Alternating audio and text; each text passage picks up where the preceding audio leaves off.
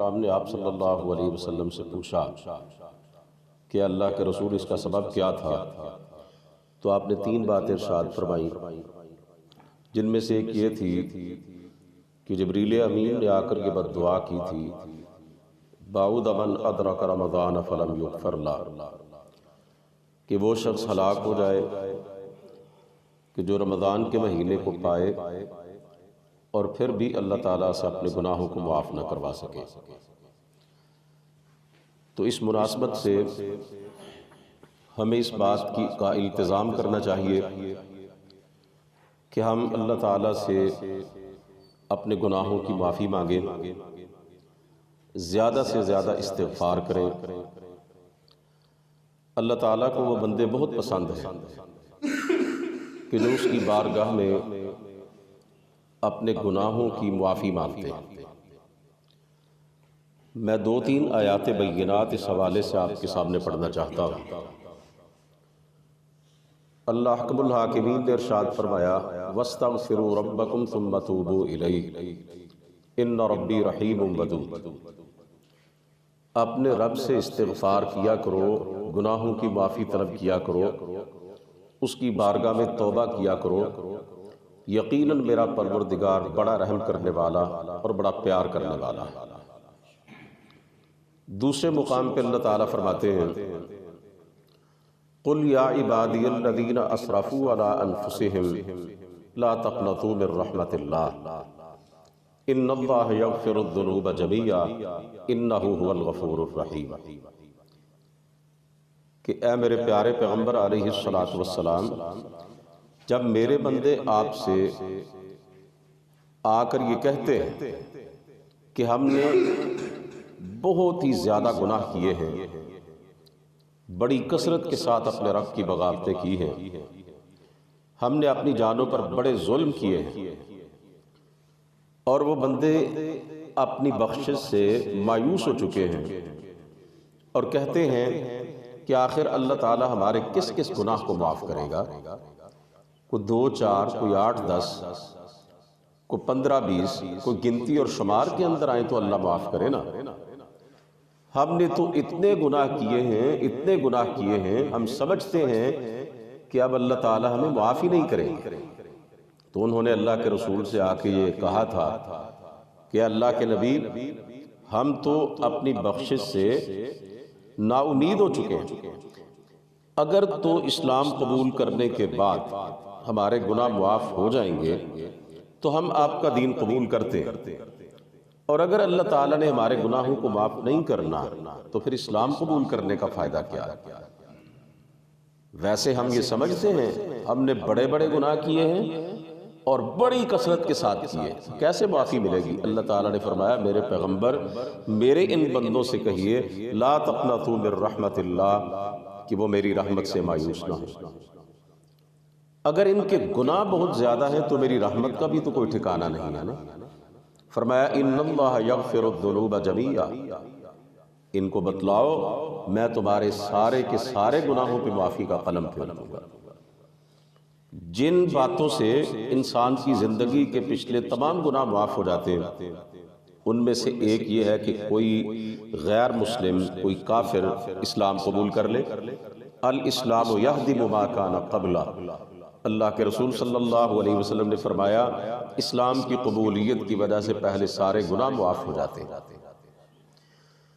دین اسلام دنیا کا واحد دین ہے جس نے انسانیت کو مایوسی کے اندھیروں سے نکالا، ورنہ پہلے تو لوگ یہی سمجھا کرتے تھے اور ہر دین کے اندر یہی تصور تھا کہ انسان نے جو بھی گناہ کیا ہے اسے اس کی سزا بھگتنا ہوگی، لیکن دین اسلام نے مایوس اور نا امید لوگوں کو اللہ تعالیٰ کی رحمت کی امید دلائی کہ سچے دل سے استغفار کر لو، اللہ سے معافی مانگ لو، توبہ کر لو، تمہارے پچھلے سارے گناہ معاف ہو جائیں گے۔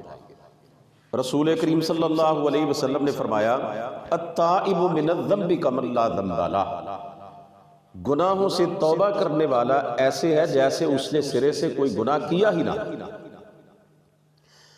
آپ صلی اللہ علیہ وسلم نے ایک بڑی پیاری مثال دی، بڑی آسان عام فہم مثال۔ فرمایا تم جانوروں کے تھنوں سے دودھ نکالتے ہو، کیا تھنوں کے ذریعے وہ دودھ دوبارہ جانوروں کے پیٹوں میں جا سکتا ہے؟ تو صحابہ اکرام نے عرض کیا اللہ کے رسول یہ تو ممکن نہیں ہے۔ تو فرمایا اسی طرح یہ بات ناممکن ہے کہ کوئی گناہگار اللہ سے سچی توبہ کر لے اور پھر جہنم کے اندر چلا جائے۔ اللہ تعالیٰ فرماتے ہیں ان اللہ یحب التوابین، میں توبہ کرنے والوں سے محبت کرتا ہوں۔ اللہ کی کتنی رحمت ہے کہ جو گناہگار بندے اس کی بارگاہ میں معافی مانگتے ہیں وہ اللہ کے محبوب بن جاتے ہیں۔ وَرَبُّكَ الْغَفُورُ ذُو الرَّحْمَةِ، اللہ فرماتے ہیں تمہارا پروردگار بڑا معاف کرنے والا ہے، بڑا رحم کرنے والا ہے۔ غافر الذنب وقابل التوب، اللہ اپنا تعارف کرواتے ہوئے فرماتے ہیں کہ میں گناہوں کو معاف کرنے والا اور توبہ کو قبول کرنے والا۔ اسی لیے قرآن عزیز کے اندر اللہ تعالیٰ نے اپنے متقی بندوں کی صفات بیان کرتے ہوئے ارشاد فرمایا ہے کہ وہ رات کے پچھلے پہر اٹھ کر اپنے گناہوں کی معافی مانگتے ہیں۔ اصل میں رات کا جو پچھلا پہر ہے وہ اپنے مالک سے تعلق قائم کرنے کے حوالے سے بہترین وقت ہے۔ دنیا سوئی ہوئی ہو، لوگ خواب غفلت کے مزے لوٹ رہے ہوں، اللہ رب العزت آسمان دنیا پر تشریف لا کر یہ آوازیں لگا رہے ہوں حل من مستغفر، وہ ہے کوئی گناہگار معاف کرنے والا، وہ میرے سامنے آ کے دامن پھیلائے، میں اس کے دامن کو اپنی مغفرت اور بخشش کے خزانوں سے بھر دوں۔ اس حالت میں کوئی بندہ تنہائی میں اپنے رب کو پکارے اور اپنے گناہوں کو اس کی بارگاہ میں پیش کر کے اس سے معافی مانگے تو اللہ کی رحمت کا سمندر جوش میں آ جاتا ہے۔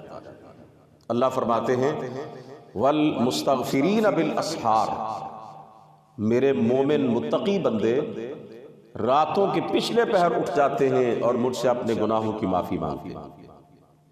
دوسرے مقام پہ فرمایا کانوا قلیلا من اللیل ما یہجعون وبالاسحار ہم یستغفرون، کہ میرے بندوں کے پہلو ان کے بستروں سے الگ ہو جاتے ہیں، وہ اپنی نیند چھوڑ دیتے ہیں، رات کا ایک حصہ میرے لیے مختص کرتے ہیں اور اپنے گناہوں پہ نادم ہو کر مجھ سے توبہ و استغفار کرتے ہیں۔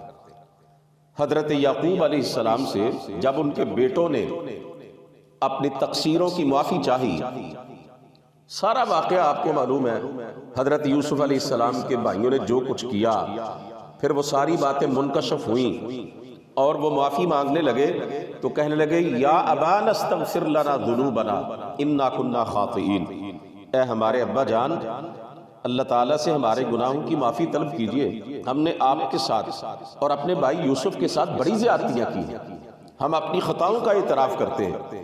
تو اللہ فرماتے ہیں قال سوف استغفر لکم ربی انہ هو الغفور الرحیم، حضرت یعقوب علیہ السلام نے کہا کہ میں عنقریب تم سے تمہارے لیے اللہ تعالیٰ سے معافی مانگوں گا، اللہ سے یہ درخواست کروں گا کہ وہ تمہیں معاف کر دے، وہ بڑا معاف کرنے والا رحم کرنے والا۔ مفسرین کہتے ہیں کہ جناب یعقوب علیہ السلام نے یہ جو فرمایا نا کہ میں عنقریب اللہ سے تمہارے لیے معافی طلب کروں گا، اس کا مطلب یہ ہے کہ انہوں نے کہا کہ رات کا پچھلا پہر آئے گا تو میں تہجد کے وقت اٹھ کر اللہ تعالیٰ کی بارگاہ میں دامن پھیلا کر تمہارے لیے معافی طلب کروں گا۔ میرے بھائیوں، رسول مقبول صلی اللہ علیہ وسلم کی دو مختصر سی احادیث سنا کے میں اپنی بات کو ختم کروں گا۔ آپ صلی اللہ علیہ وسلم نے فرمایا کہ قیامت کے دن انسان اپنی نیکیاں بھی دیکھے گا اور دوسروں کی نیکیاں بھی دیکھے گا، اپنے گناہ بھی دیکھے گا اور دوسروں کے گناہ بھی دیکھے گا۔ قیامت کا ایک نام جو قرآن کریم میں آتا ہے وہ ہے یوم الحسرہ، حسرت کا دن، پشیمانی کا دن، شرمندگی کا دن۔ اس دن نیکوکار بھی پچھتائیں گے اور بدکار بھی پچھتائیں گے۔ تو پوچھا گیا اللہ کے رسول جو خدا کے باغی اور نافرمان ہیں ان کا پچھتانا تو سمجھ میں آتا ہے لیکن نیکوکار کیوں پچھتائیں گے؟ آپ نے فرمایا جب نیک لوگ اپنے سے زیادہ لوگوں کی نیکیاں دیکھیں گے تو پچھتائیں گے کہ کاش ہم نے بھی ان کی طرح زیادہ نیکیاں کی ہوتی۔ لیکن اس ماحول کے اندر کچھ لوگوں کو اللہ اپنی رحمت کے پردے میں بلائے گا اور اللہ ان سے باتیں کریں گے کہ میرے بندو تم نے یہ گناہ کیا تھا، وہ کہیں گے یا اللہ کیا تھا۔ اللہ پوچھیں گے تم نے یہ گناہ بھی کیا تھا؟ عرض کریں گے یا اللہ اعتراف کرتے ہیں یہ بھی کیا تھا۔ اللہ فرمائیں گے آج ساری دنیا کے لوگوں کے گناہ سب کو دکھائی دے رہے ہیں، لیکن تمہاری برائیوں پر میں نے پردہ ڈال دیا ہے۔ تم دنیا میں مجھ سے شرمندہ ہو گئے تھے، اپنی گناہوں کی معافی مانگا کرتے تھے، آج میں تمہارے گناہ لوگوں کو دکھا کر تمہیں دوبارہ شرمندہ نہیں کرنا چاہتا۔ سرکار دو عالم صلی اللہ علیہ وسلم ایک مجلس میں اتنی دفعہ استغفار کرتے، بعض اوقات 70 مرتبہ اور بعض اوقات 100 مرتبہ شمار کر لیا جاتا۔ آپ نے استغفار کیا، آپ فرمایا کرتے تھے رب اغفر لی وتب علی انک انت التواب الغفور، اے میرے پروردگار مجھے بخش دے، میری طرف اپنی رحمت کے ساتھ توجہ فرما، میری توبہ قبول فرما، تو بڑا توبہ قبول کرنے والا اور بڑا معاف کرنے والا ہے۔ استغفار کے بڑے بڑے ایمان افروز کلمات تھے۔ استغفر اللہ ربی من کل ذنب واتوب الیہ، یقیناً آپ کو آتے ہوں گے۔ استغفر اللہ الذی لا الہ الا هو الحی القیوم واتوب الیہ۔ اگر یہ نہیں آتے تو ہر پڑھا لکھا اور ان پڑھ آدمی جو ہے کم از کم یہ تو کہہ سکتا ہے نا استغفر اللہ، استغفر اللہ۔ ہر نماز کے بعد امام جب سلام پھیرتا ہے، ہم نماز مکمل کرتے ہیں تو 3 مرتبہ ہم کہتے ہیں نا استغفر اللہ۔ یہ تو سب کی زبان پہ جاری ہوتے ہیں الفاظ، تو اٹھتے بیٹھتے چلتے پھرتے اپنی مجلسوں کے اندر ہمیں کثرت کے ساتھ استغفار کرنا چاہیے۔ رسول مقبول صلی اللہ علیہ وسلم نے فرمایا طوبیٰ لمن وجد فی صحیفته استغفارا کثیرا، اس شخص کے لیے خوشخبری ہے کہ جو اپنے نامہ اعمال میں کثرت کے ساتھ استغفار پائے گا۔ اس لیے بھائیو اس مہینے میں ہم نے اپنے رب سے اپنے گناہوں کی معافی لینی ہے انشاءاللہ، اپنے پروردگار کو راضی کرنا ہے، اپنی سابقہ زندگی کے گناہوں کو بخشوانا ہے۔ اللہ تعالی ہمیں اس کی توفیق عطا فرما دے۔ وآخر دعوانا الحمدللہ رب العالمین۔ بسم اللہ الرحمن الرحیم، والصلاة والسلام علی سید الانبیاء والمرسلین وعلی آلہ واصحابہ اجمعین۔ الہ العالمین ہمارے چھوٹے بڑے تمام گناہوں کو معاف فرما۔ اللہ ہم تیری بارگاہ میں توبہ کرتے ہیں، اللہ ہم پہ اپنی رحمت فرما۔ الہی اس مہینے میں تو کتنے ہی گناہگاروں کو جہنم سے آزاد کرتا ہے، مولا کریم ہمیں بھی اپنے ایسے بندوں میں شامل فرما۔ الہی ہمارے دن کے روزے اور راتوں کا قیام قبول فرما۔ یا اللہ ہماری ٹوٹی پھوٹی ناقص عبادات ہیں، اپنی رحمت سے شرف قبولیت عطا فرما۔ مولا کریم ہمارے بیماروں کو شفا عطا فرما۔